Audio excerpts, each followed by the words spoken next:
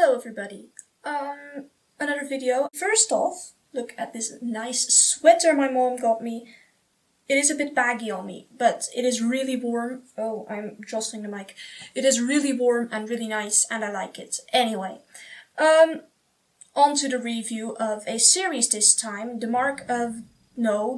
Ravenwood Saga, which is, I don't know where they're gonna be, these books. It's made of 3 books, The Mark of the Raven, The Flight of the Raven, and The Cry of the Raven, I think. Anyway, the way I came up to these books is this.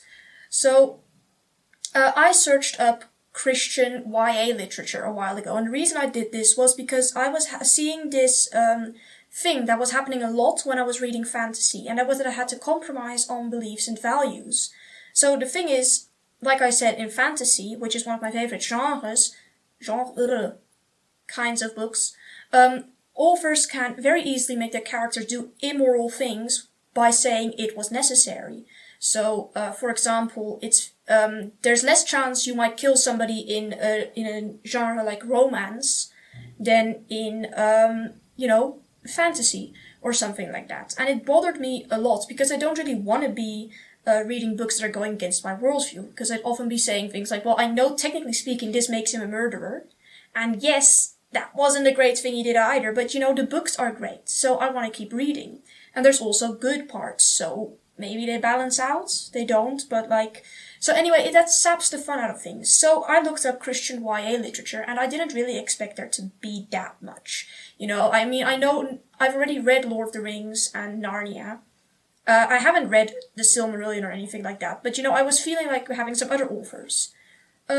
There was a lot more than just those books, actually. My phone is currently filled with actually at least 20. So, the very first series I came across was the Ravenwood Saga by a lady called Morgan L. Buss. I think you pronounce it like that, but this is how you write it. And it was one of the best introductions to Christian teen books I could have gotten. The books feature 18-year-old Celine Ravenwood, who is the heir to the House of Ravenwood and its gift of dream-walking. Her family follows the Dark Lady and uses their powers of manipulating others' dreams for evil. But when she meets others who follow the light, her entire world changes until she has to choose between betraying her family or helping the Empire that is trying to rout the 7 houses. The very first scene of the book features the women of House Ravenwood worshipping the Dark Lady. And that spiritual battle thing, that is a big theme in the book. The difference between the dark and light sides of the spiritual world. That's basically what the entire book revolves around. And I'm very happy the author decided to tackle this topic of spiritual battle, because you don't often see that in books. People try to ignore it.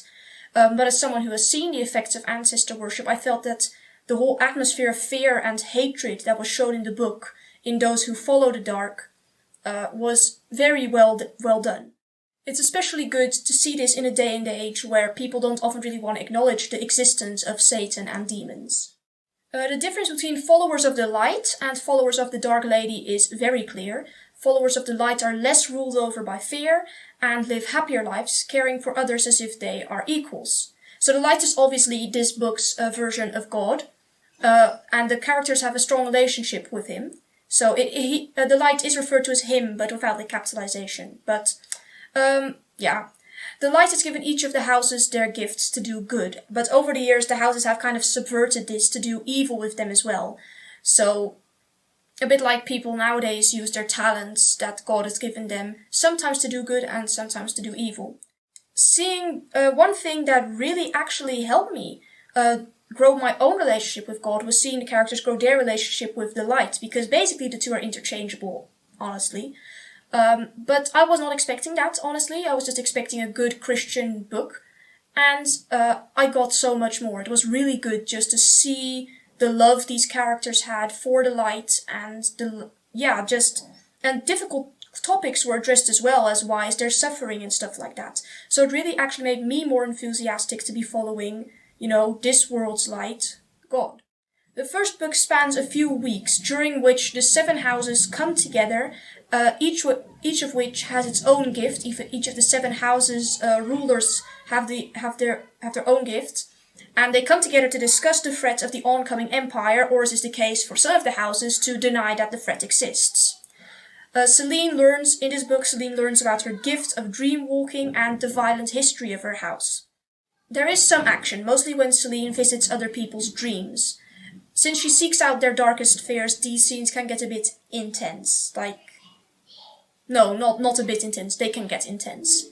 The second book has least action of all and is clearly more focused on Celine's character development, especially in the spiritual and relationship areas.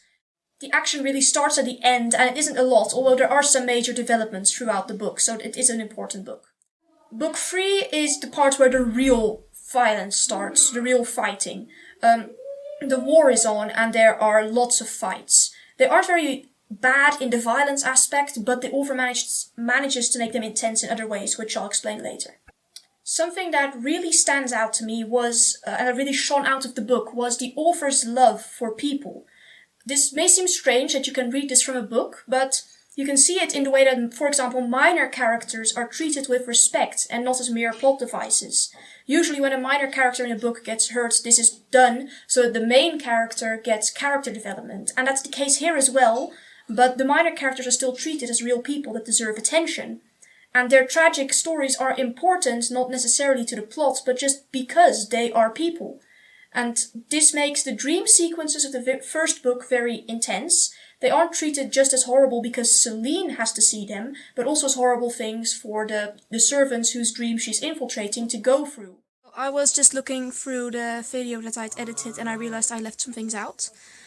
So I'll just put the first one here in the non-spoiler section, and it's a very small thing, but at one point in the book the author uses the phrase could care less instead of couldn't care less, and it isn't done in dialogue either, it's used unironically, and I feel like that is something that should not have been missed, especially by, just any publishing agency or editor or author.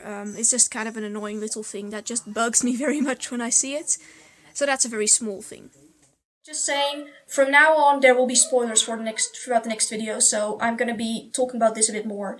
But if you want to skip that, then you can go over here. Okay, first, still about what I was just talking about.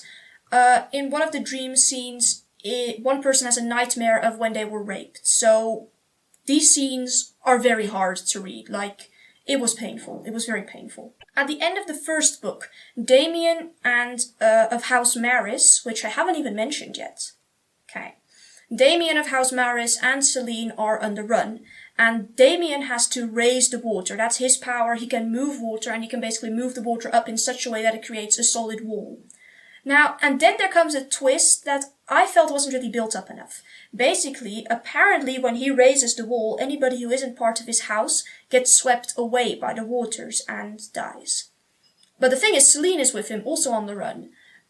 And he only has 5 minutes to raise this wall or they're all dead. So how do you make someone a part of your family within 5 minutes? Hint, there is a priest nearby. Yeah, they get married. It had been mentioned earlier in the book that Damien's father had once raised a wall which then swept away a bunch of robbers, but I hadn't laid the connection between... I thought it was an accident that robbers got killed and not... because the wall does that because they're not part of their house. So I didn't feel like that came out of the nowhere for me, and not in a good way. Since the marriage is one of convenience, the second book can be described as a proper love story. I really liked how Damien and Celine are very respectful of each other and also of each other's boundaries. The thing is, I'm often a bit awkward with love stories like these, because the thing is, since it's a convenience relationship, they don't love each other enough to not make the scenes where they kiss and eventually go to bed not important.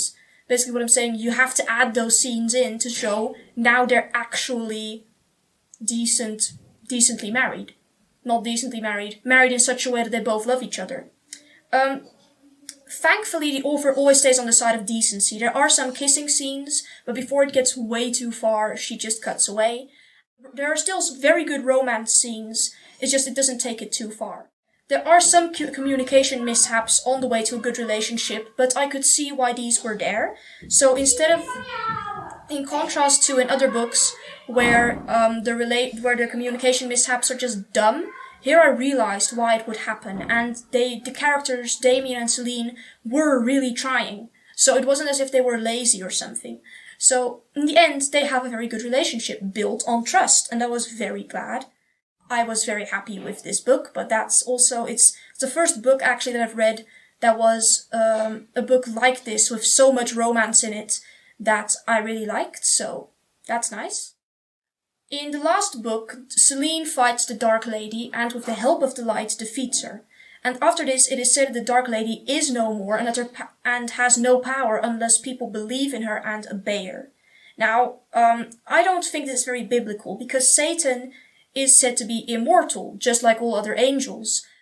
And sure, his power might be a lot less if people stopped actively worshipping demons, but it really won't be gone until God takes it away from him because people will still be sinning, and he'll just still be powerful. Another thing I didn't agree with was what happened to Celine's mother. She is firmly on the side of the Dark Lady, full of hatred, like just a nasty lady. Honestly, a bit like Jezebel. A bit like Jezebel. She's not a nice person. And Celine defeats her, and then after the Dark Lady is defeated as well, the mother is basically, you could call her broken, basically. Instead of confining this woman, who has killed countless people, and has consistently chosen to do evil instead of good, many times, instead of confining her to prison, Celine decides to take her in herself. Now, okay, this is fine, but the way her mother is portrayed after that suggests that her evilness was all the Dark Lady. So she starts opening up again and is even decent to Celine and is allowed to see Celine's newborn son and things like that. I get that this might happen, but it doesn't seem very realistic considering how she's described and how she's described. She's described as somebody who's given themselves completely over to bitter hatred. And just because the Dark Lady is gone doesn't mean people can't be evil anymore. I feel like a large part of that was literally just herself. So I didn't agree with the part where the moment the Dark Lady is gone, her mother is suddenly just all sad and pitiful and things like that. She was evil and she should have gone to prison, or at least I didn't feel it was very realistic that she would suddenly change like that. If you've got that much deep-seated hatred, that's gonna take a while. I feel like you would just be mad that you lost. I don't feel like you would be so broken, you'd just be really mad that the Dark Lady lost. Another thing that, plot-wise, that I didn't understand was, basically in the beginning, Celine gets her gift, and how this happens is she gets very sick, and it's all very nasty, and it hurts a whole lot, and in the end she has her gift. And basically before she gets her gift, she is told the Dark Lady will come visit her, but then she never sees the Dark Lady, and that's what she says later on, the Dark Lady didn't come. But I was wondering, if the light gives people their gifts, why does it hurt so much? Is that we never hear how other people get their gifts. So personally, what I just think is that the Dark Lady was there, and that is why it hurt so much.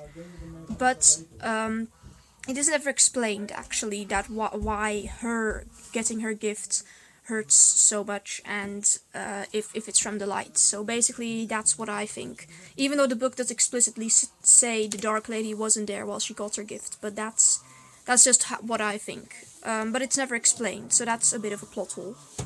And another thing, plot-wise, is that her little sister, Celine's little sister, Opheliana, Ophi is 4, but she can't speak yet, which is, not very a normal thing for a 4-year-old girl, although it does happen. And basically, it's very much hinted that something very special is going to go on with her, but then it never really happens. And I understand that because they only get their gifts at, age 18, 16, 17, one of those 3. So I think 18. Yeah, it's 18.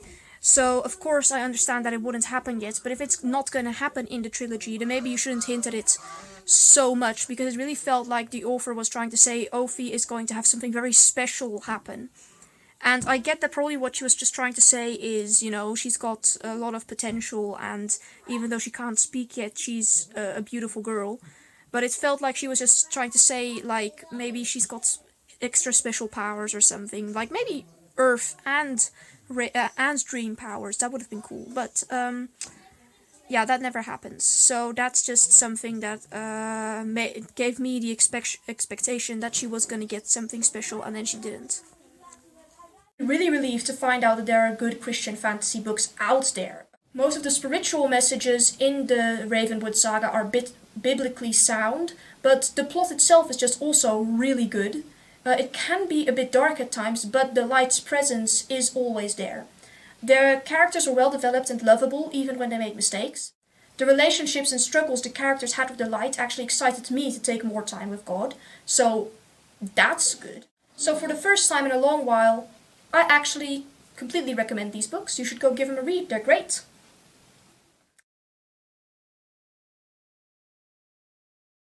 Especially in a day and age where we often don't want... I have given up on the microphone.